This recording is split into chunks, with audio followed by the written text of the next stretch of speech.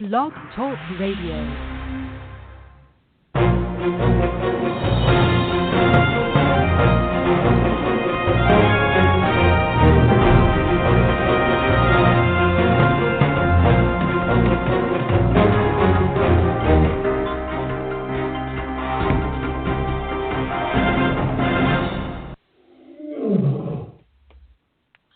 And welcome to another edition of Carnivore Radio. I'm your host, Jeff Sherman, along with the esteemed Dr. Eric Lopkin. And things are kind of winding up and winding down. Winding down with the challenge of the election. Do you agree with that, Dr. Lopkin? Yes, the court cases are making their way through the courts. Decisions are coming down. It's fairly obvious at this point that Biden is the president-elect, but the cases do have to go forward, but it's finally starting to subside. Yeah, it's coalesced. It's absolutely the fact.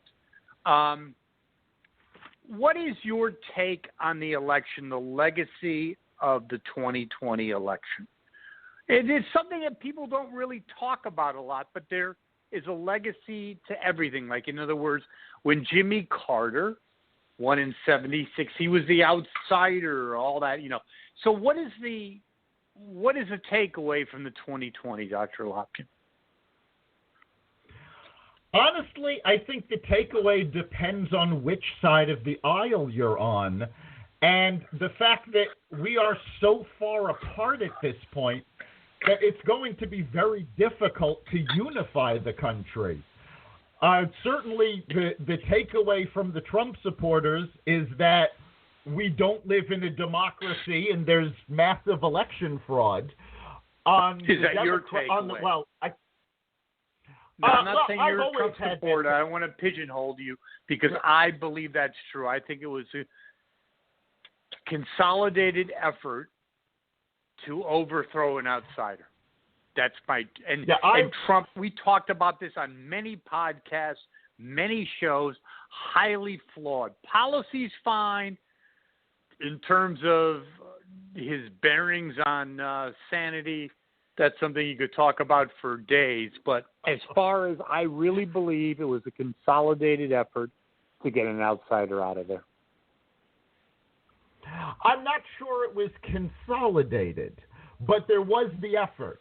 Again, I worked in politics back in the 90s. How could it not be consolidated when – wait, hold on. Dr. Lopkin, you know your opinion is everything to me. How could it not be – well, you had big tech, big media. You had everything basically going lockstep. Again, I was a political consultant back in the 90s, so I've seen this up close. The local areas, there is almost always election fraud.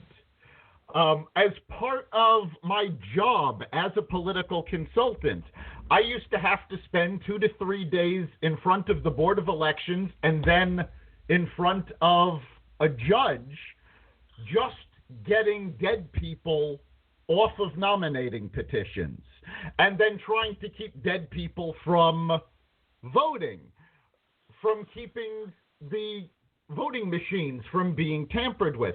This goes on every year. So was there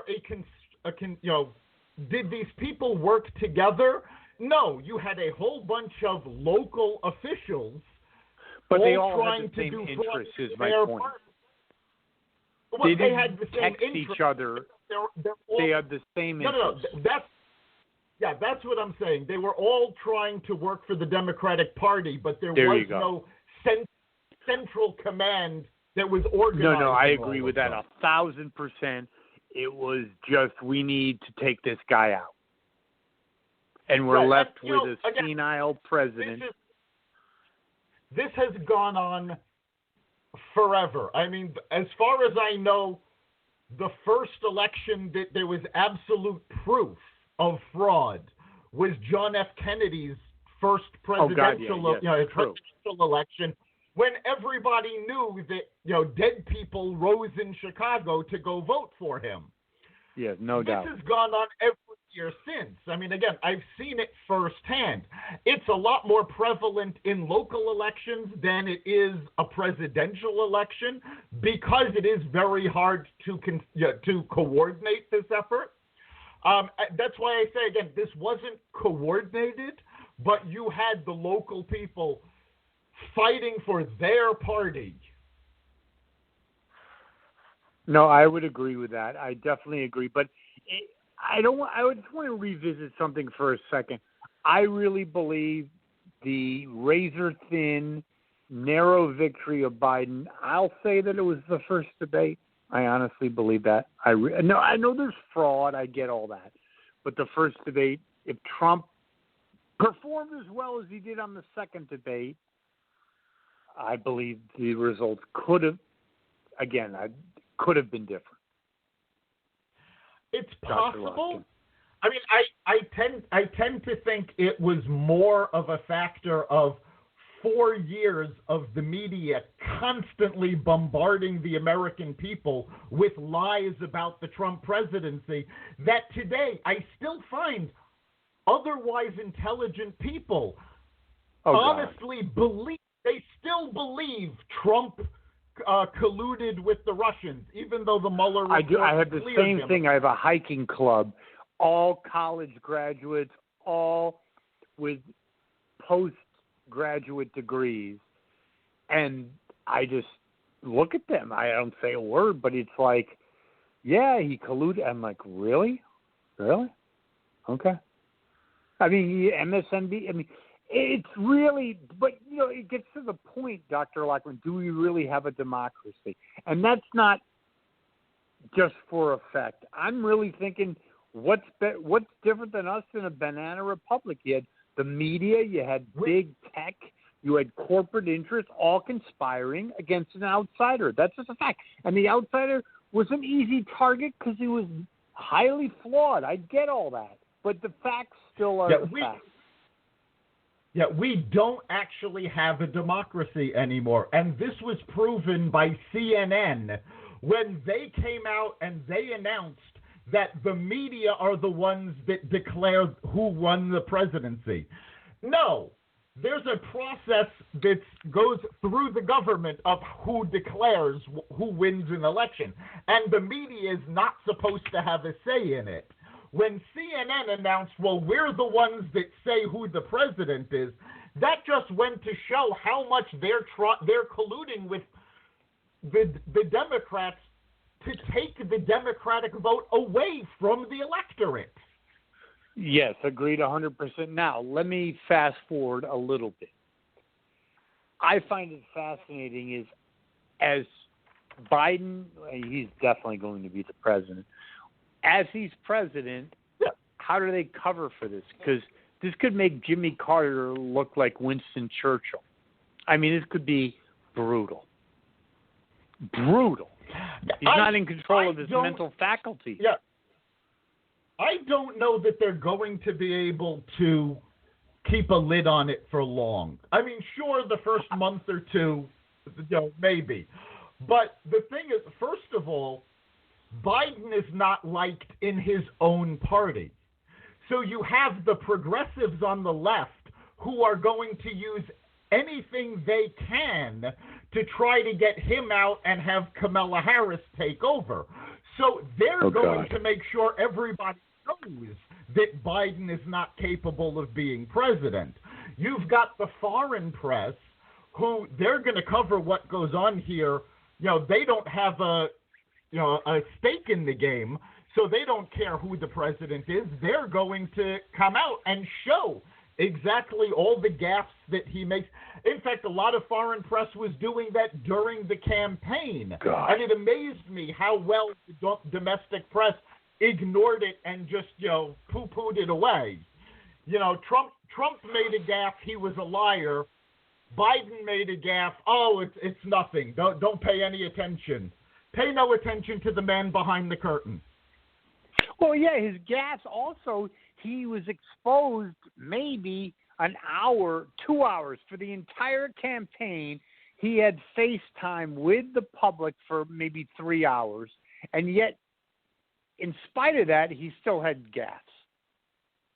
I mean, the whole thing is like a bad movie. It's so bad, and I guess really it's a coup attempt for the swamp, the entrenched state. I think Obama is going to be pulling a lot of strings because he's definitely not capable. There's no way he's capable. Zero. And I bet China, Russia are laughing. They can't control themselves with laughter. Thrilled. China is absolutely thrilled that Biden won because Trump was the first president to play hardball with them. And in fact, China and North Korea have already been caught since the election. They've been trying to hack into the companies that are putting together coronavirus vaccines. So all of these things that Trump sort of held in check, they're all back in play now. Okay, so what happens, here's what I like, and I would love your opinion on this. The people that I know, intelligent, we'll just use that in quotations, college educated, what is their retort when this whole thing backfires? It's a tough question, but I am fascinated. When this thing, just like 76 with Carter, he had no dementia, he just was not ready for the job. What is the response? And this is going to be a lot worse. I definitely think Biden will be worse than Carter, yes. No doubt. I mean, not even close. Obama was Carter. There was a distinct parallel between the two of them, and both of them had full faculties for their whole presidency. Yes, Biden is going to be so much worse than that. And honestly, just from talking to people over the last 4 years, and this is actually talking to people for the last 8 years and even going back further, honestly, I think the response from the American public is going to be denial. If they were a Trump supporter before, they're going to go on the offensive and talk about how he's got dementia. They're going to point out everything. If they were against Trump and they voted for Biden, no, it's just they're going to deny that it's all happening. They're going to claim it's all sour grapes on the part of the right. They are going to pull out the old Hillary Clinton quote. It's a vast right-wing conspiracy, which, of course, Hillary was saying that about them going after Bill for cheating on her. And, of course, as it turned out, no, there was no vast right-wing conspiracy. He was a lowlife cheating on her, which he still has not dealt with. So I think it's going to go back to, it's a vast right-wing conspiracy. They're out to get Biden. And again, I find it absolutely hysterical. And this happens, it's gotten so much worse now, but it happens to a certain extent every election. But I find it absolutely hysterical that the people who have just finished throwing a 4-year temper tantrum are now going, now we need to have unity. No, we needed to have unity 4 years ago, and they failed to do so. There certainly isn't going to be unity when Trump supporters have actual evidence of fraud. So, I don't think there's going to be unity. I think there's going to be a big backlash against the Democrats in 2 years in Congress. No doubt about that. I think the progressives and the centrists in the Democratic Party are going to continue their war, which just seems to be escalating right now, to the point that I think they're going to be a lot of Democratic primaries in 2 years. And that's going to damage the party enough for the Republicans to take over the House and solidify the Senate. We'll see. I think we're up against a break. We'll continue that discussion, won't we, Dr. Lopkin? We'll talk more about this in just a minute. To reach the next level, you need to operate at peak performance. The key to this is mastering the 7 elements of success. Learn how to master mindset, focus, operations, communications, innovation, evaluation metrics, and continuous improvement. Get the Biznetics way at Amazon, Barnes & Noble, Books A Million, and bookstores near you. And we're back. And, of course, if you want to be part of the conversation, you can call us at 563-999-3693. That's 563-999-3693. Fantastic. Now, you had a really good point before the break about the progressive versus the more traditional wing of the Democratic Party. Your thoughts on the squad? Were they a blip on the radar, or what happens? I think they definitely were more of a blip on the radar, but I don't think they see themselves that way. So they are going to be fighting hard to maintain relevance. With the losses that the Democrats took in the House, obviously not enough to switch the House, but they did lose seats. The centrists blame the progressives for this. The progressives blame the centrists for this. But there are Who's now right? a new group. Who's right, Dr. Lopkin? I think the centrists are right. It was the progressives you are correct, that lost this for them. And I no use doubt. as the perfect example, there was a freshman congressman from New York City who was very progressive, and this year that seat flipped Republican, and she is a Cuban American who escaped socialist Cuba, and because she experienced socialism firsthand, she has said she is gathering conservatives and centrists to form a new squad to counterbalance AOC, because they don't understand what socialism does, and she lived through it. So you've got people AOC now. never had a job. She was a bartender. She, not the brightest bulb in the Christmas tree. We'll just leave it at that. And it's unbelievable that she rose to the prominence that she did. If you take a look at the members of the squad, none of these people are actually qualified to be Congress people. Oh. I mean, these are not. They're not even intelligent people. Never mind, really representative. But you're seeing the backlash against them, and I mean, a big part of it is that we have a very progressive media, so they loved these new media darlings. Why? Because AOC played to the media, the squad played to the media, and I mean, the media, first of all, was shown to almost be irrelevant in 2016 when they kept saying, Trump doesn't have a chance, 90% chance that Hillary wins, and everything was blown apart. They were shown this again because even though Biden won, these folks were saying 90% chance Biden wins, it's going to be a blowout for Biden, and it wasn't. Even with the fraud, it was a very close race. It was razor thin.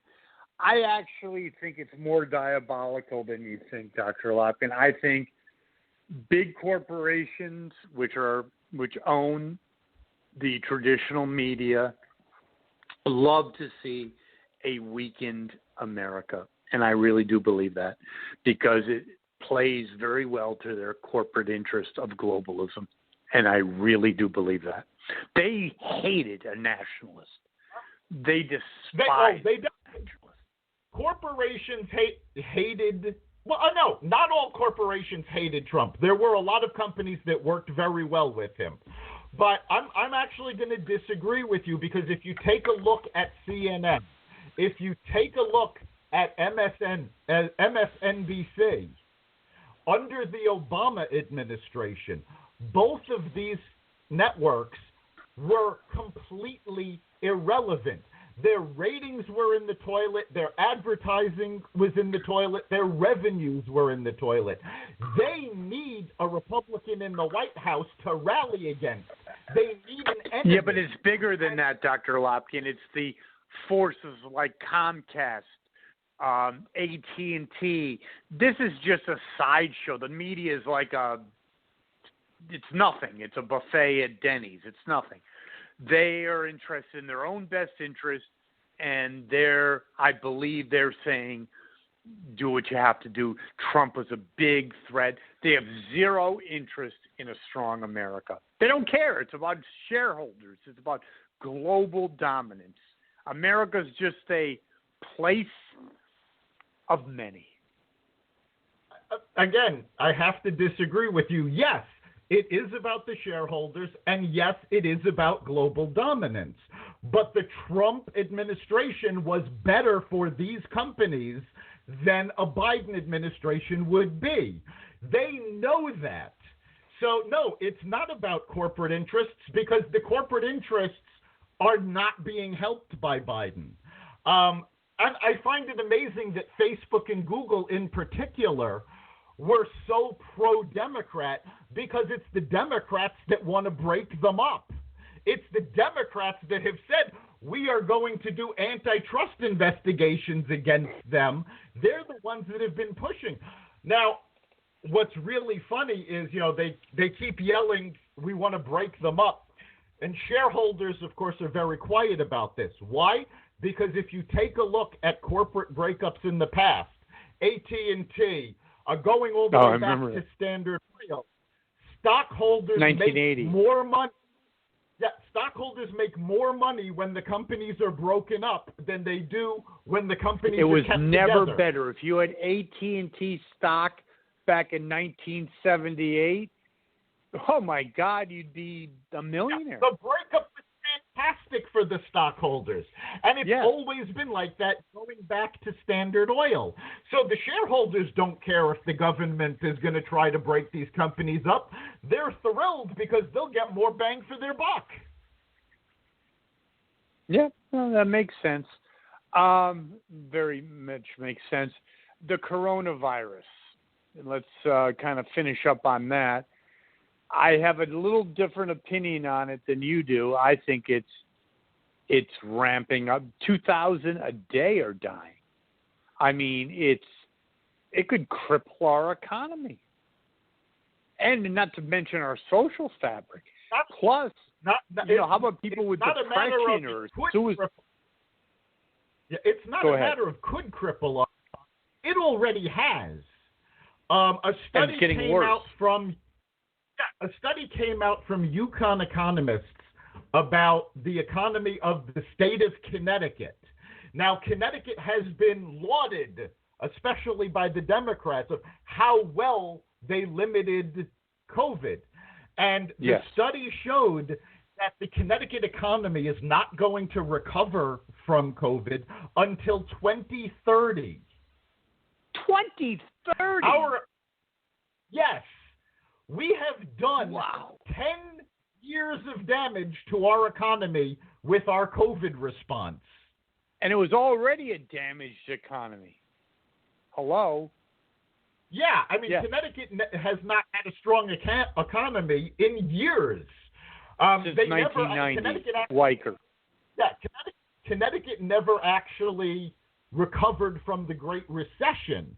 And now it just took a smack back. There were estimates that the state was finally going to come back from the losses in the Great Recession over the next 3 years.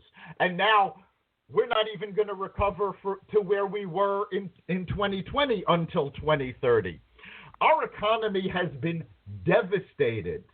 And thank God, but one of Biden's advisors came out and made a comment that they want to shut the entire country down for 4 to 6 weeks to get this under control. I heard that. And Biden came out and said he is not shutting the country down.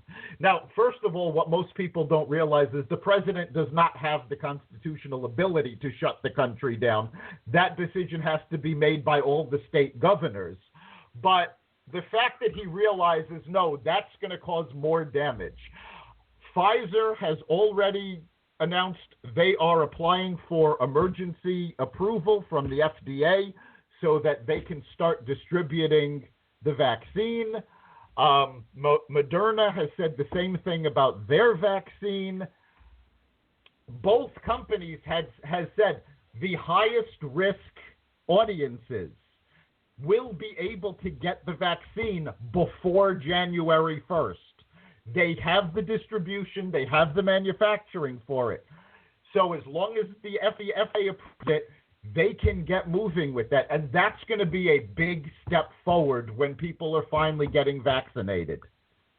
Well, I have one question to ask you, just my own curiosity. I'm sure our listeners are curious as well. Is Connecticut disproportionately affected by corona? I don't know. Or was it just because it was weak that it was prone to this? Well, I think Connecticut was affected. You're talking about Connecticut's economy, not the spread of the disease. Yes, of course. No, the economy. From an economic point of view, Connecticut was one of the first states to go into lockdown, and it was one of the last states to ease restrictions. So Connecticut stayed closed longer than any other state. So it was hit economically much harder because it didn't take into consideration the economic damage it was causing. States that weren't closed down as long have definitely seen less economic damage. How about health damage? Is there any correlation between lockdown versus health recovery? Actually, the World Health Organization has come out over the past several weeks, and they have said that lockdowns had no effect on the spread of the virus, that it was a useless measure. And they were saying... Actually, Dr. Yes, Lopkin, sorry to interrupt, but the lockdown didn't help. I actually agree with that. I think it was all for show. I don't think you had a damn... I think if you're going to get it... Now, you don't want to go to a mosh pit. I get it. But, yes, I agree with you, Dr. Lopkin. It had little to no effect. And Trump was right about everything in the end. And everything in terms of corona. I'm actually going to go out on a limb. And again, this is a hunch. I don't have data to back this up. I'm not even sure there would be data, that I could use to back this up. But I actually think the lockdowns caused more damage because you avoided people getting herd immunity by being exposed to the virus. And I think that caused the virus to stick around longer than it would have. It could be. I just think overall, you look just the facts, ma'am, as they said in Dragnet. Yeah. Why, we're in a spike now. So what was all that crap for? Nothing. If it had a result, now we're back as with steroids. So what did it actually do? Nothing. Well, no, it did have a very big effect. It created a national spread of fear that actually pushed Joe Biden into the White House. Absolutely and if you correct. pay attention to where the major lockdowns were, it was the Democratic government that did it. So, it had an effect for them. It got their man in the White House, but it didn't do any good for their states. Well done. Well, Dr. Lopkin, I believe we're up against it, aren't we, again? It was a great show. You and I, we didn't have a guest, but I really liked it. A lot of good subject matter. It was a great show. We had a lot to talk about. You can catch us every week at blogtalkradio.com/Carnivore Radio. We will be taking next week off for the Thanksgiving holiday, so I wish all of our listeners a happy Thanksgiving. Obviously, you should be careful about large gatherings, but, you never know what tomorrow is going to bring, so don't stay away from family. We'll see you on our next episode. Thank all of you for listening. Take care, Dr. Lopkin. Happy Thanksgiving.